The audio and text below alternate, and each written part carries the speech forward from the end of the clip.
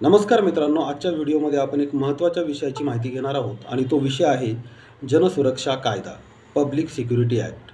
नुकताच महाराष्ट्र राज्याच्या विधानसभेमध्ये मंजूर करण्यात आलेला हा कायदा, याच्या तरतुदी काय आहेत हे समजून घेण्यासाठी आजच्या व्हिडिओमध्ये आपण या कायद्याचे जे मसुदा आहे, जे मूळ बिल आहे, त्या बिलच्या अनुषंगाने चर्चा करणार आहोत. हा कायदा आणण्यापाठीमागचं उद्दिष्ट काय होतं आणि कारणं काय होती हे सांगत असताना असं म्हणलेलं आहे की नक्षलवादाची समस्या ही फक्त दुर्गम नक्षलवाद प्रभावित भागांपुरतीच मर्यादित नसून राज्याच्या इतर शहरी भागांमध्ये देखील नक्षलवादाची समस्या पसरलेली आहे. आणि शहरी भागामध्ये अशा काही फ्रंटल ऑर्गनायझेशन्स आहेत की ज्या नक्षलवादी विचारसरणीला आणि नक्षलवादातून सशस्त्र उठाव करून शासनाविरुद्ध बंड करण्याच्या प्रवृत्तीला सातत्यानं पाठबळ देणाऱ्या कारवाई आणि कृती करत असतात.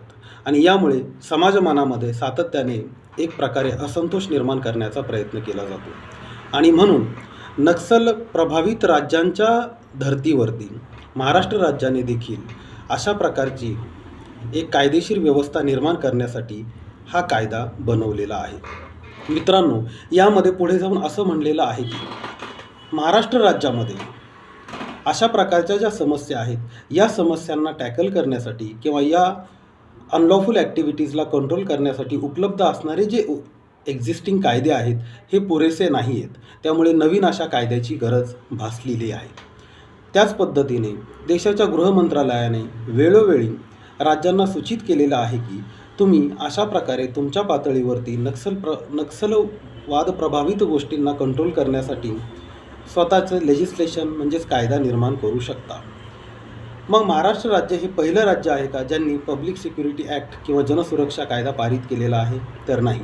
छत्तीसगड, तेलंगणा, आंध्र प्रदेश आणि ओरिसा या नक्षल प्रभावित राज्यांनी यापूर्वीच पब्लिक सिक्युरिटी ॲक्टची अंमलबजावणी केलेली आहे आणि त्या माध्यमातून त्यांनी 48 फ्रंटल ऑर्गनायझेशन्सवरती कारवाई केलेली आहे. या पार्श्वभूमीवरती महाराष्ट्र राज्यामध्ये जनसुरक्षा कायदा हा पास करण्यात आलेला आहे आणि लवकरच त्याची अंमलबजावणी होईल.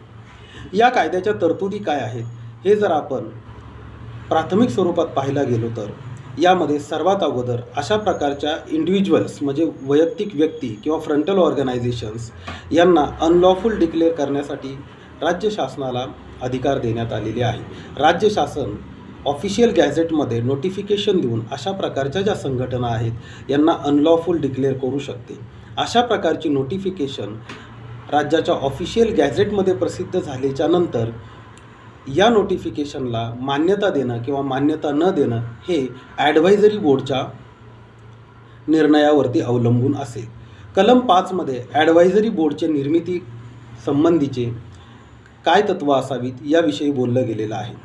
म्हणजेच हे जे ॲडव्हायझरी बोर्ड आहे या ॲडव्हायझरी बोर्डमध्ये 3 लोकांची किंवा 3 सदस्यांची ही समिती असेल आणि या 3 सदस्यीय ॲडव्हायझरी बोर्डमध्ये तिन्ही व्यक्ती उच्च न्यायालयाचे न्यायाधीश होण्यास पात्र असणाऱ्या व्यक्ती किंवा माजी न्यायाधीश यांची या ॲडव्हायझरी बोर्डवरती नियुक्ती करण्यात येईल.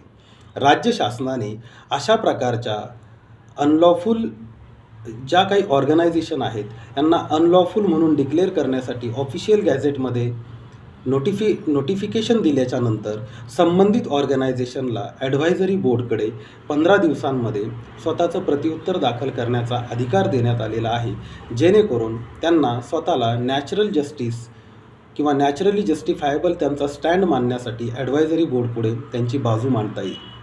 ॲडव्हायझरी बोर्डने या निर्णयाला नोटिफिकेशनला संमती देणं किंवा नामंजूर करणं यावरती त्या संघटनेचं भवितव्य अवलंबून राहील. ॲडव्हायझरी बोर्डला त्यांच्याकडे आलेल्या या प्रकरणावरती 3 महिन्यामध्ये राज्य शासनाला रिपोर्ट सादर करणे बंधनकारक आहे. म्हणजेच काय तर कोणत्याही प्रकारची जर अशी संघटना असेल आणि राज्य शासनाला अशी संघटना अनलॉफुल ॲक्टिव्हिटीमध्ये इंडल्ज असल्याचं लक्षात आलं असेल तर राज्य शासन ऑफिशियल गॅझेटमध्ये नोटिफाय करून आणि अशा संघटनेला 15 दिवसांची नोटीस देऊन त्या नोटिसीची बजावणी करून ॲडव्हायझरी बोर्डकडे तो जो नोटिफिकेशन आहे त्याच्या अंतिम मान्यतेसाठी किंवा त्याच्या मान्यता नाकारण्यासाठी ॲडव्हायझरी बोर्डकडे अधिकार देण्यात आलेले आहेत. मित्रांनो, पुढे जाऊन अनलॉफुल ॲक्टिव्हिटीमध्ये इंडल्ज असणाऱ्या व्यक्तींना शिक्षेची जी तरतूद आहे त्या शिक्षेच्या तरतुदीची प्रोव्हिजन करण्यात आलेली आहे. जर एखादी अशी व्यक्ती अशा फ्रंटल ऑर्गनायझेशनची मेंबर असेल आणि ती अशा कामांमध्ये इन्व्हॉल्व असेल तर तिला 3 वर्षांची शिक्षा आणि 3 लाखांपर्यंतचा दंड. जर अशी व्यक्ती अशा संघटनेची मेंबर नसेल परंतु त्या संघटनेच्या कामांमध्ये जर ती मदत करत असेल तर 2 वर्षांची शिक्षा आणि 2 लाखांचा दंड.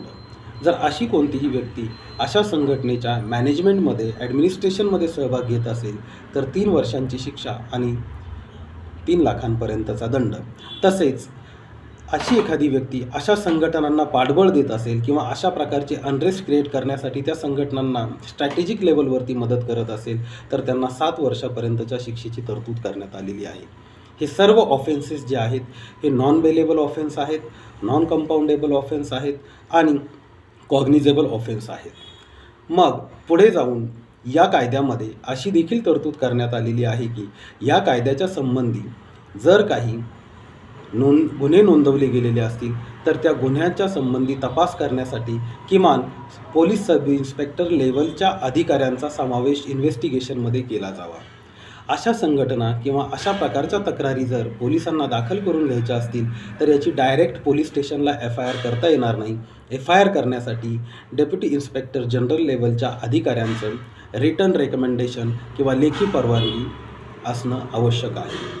तसेच या कायद्यामध्ये ज्युरिस्डिक्शनल बार देखील घालण्यात आलेला आहे. म्हणजे काय तर या कायद्याच्या अधीन असणारी चौकशी जी आहे ती चौकशी कोणत्याही क्रिमिनल किंवा सिव्हिल कोर्टमध्ये क्वेश्चनमध्ये आणता येणार नाही किंवा कोणत्याही क्रिमिनल किंवा सिव्हिल कोर्टमध्ये without the permission of ADG म्हणजे जे अतिरिक्त डायरेक्टर जनरल असतात पोलीसचे यांच्या परमिशनशिवाय कोर्टामध्ये कोणत्याही सिव्हिल किंवा क्रिमिनल कोर्टमध्ये ह्या इन्व्हेस्टिगेशनच्या अधीन असणारी प्रकरणं कोर्टाच्या कक्षेत घेतली जाऊ शकत नाहीत.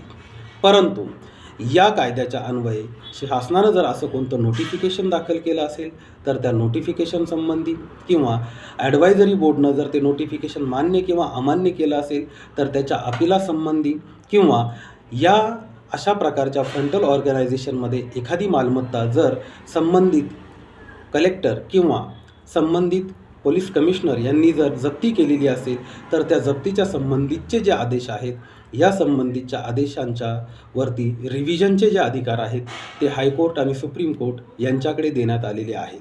थोडक्यात काय तर जनसुरक्षा कायद्यामध्ये ज्या काही अनलॉफुल ऑर्गनायझेशन्स आहेत, ज्या नक्षलवाद सदृश्य कारवायांमध्ये इन्व्हॉल्व आहेत किंवा अशा काही संघटित किंवा असंघटित व्यक्तींचा समूह किंवा व्यक्तिगत व्यक्ती जरी असतील आणि अशा प्रकारचा इनपुट राज्य शासनाकडे जर आलेला असेल तर त्यावरती कारवाई करण्याचे मार्ग आता राज्य शासनाचे मोकळे झालेले आहेत. म्हणजेच काय मित्रांनो, या कायद्यामध्ये जी तरतूद करण्यात आलेली आहे ती तरतूद अशा प्रकारच्या फ्रंटल ऑर्गनायझेशन्सवरती कंट्रोल करण्यासाठी निर्माण करण्यात आलेली आहे. यामध्ये आणखीन जर आपण पाहायला गेलं तर एकूण 18 सेक्शन्स आहेत.